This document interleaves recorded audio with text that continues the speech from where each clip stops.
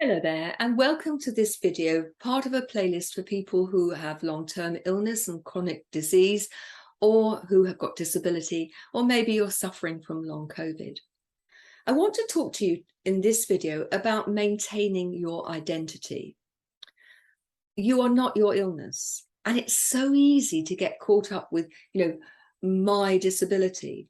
I'll give you an example, although it may be slightly different, it's a perfect example. I worked with a guy called John who had long-term depression.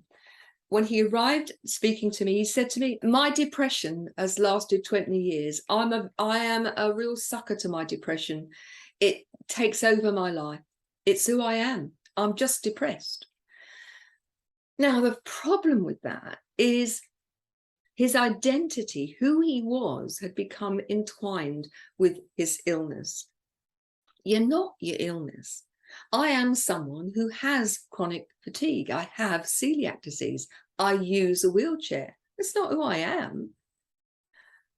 You have a long-term illness, a chronic illness, a disability. You've got long COVID.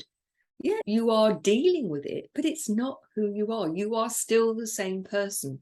It may feel as if that person's hiding for a bit, but make no mistake, learning to separate the two will help you deal with whatever challenge you've got. And the place to start is with your language. My this, it's not yours.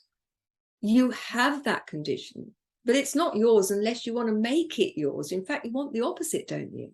So using language to separate your illness, your condition, I think can be really helpful.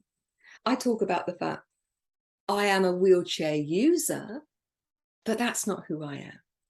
I have chronic fatigue, but I'm dealing with it. Whatever your condition, I have diabetes. You are not diabetes.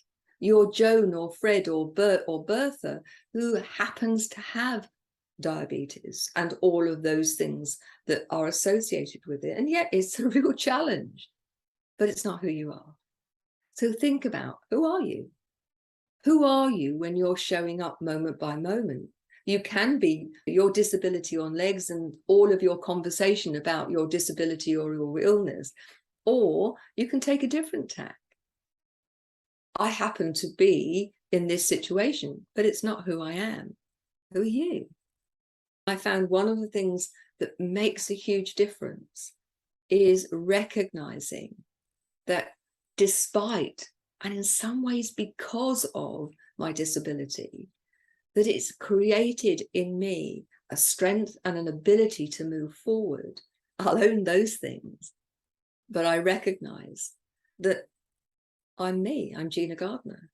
And my job is, I believe, to help other people recognize that they are wholly them.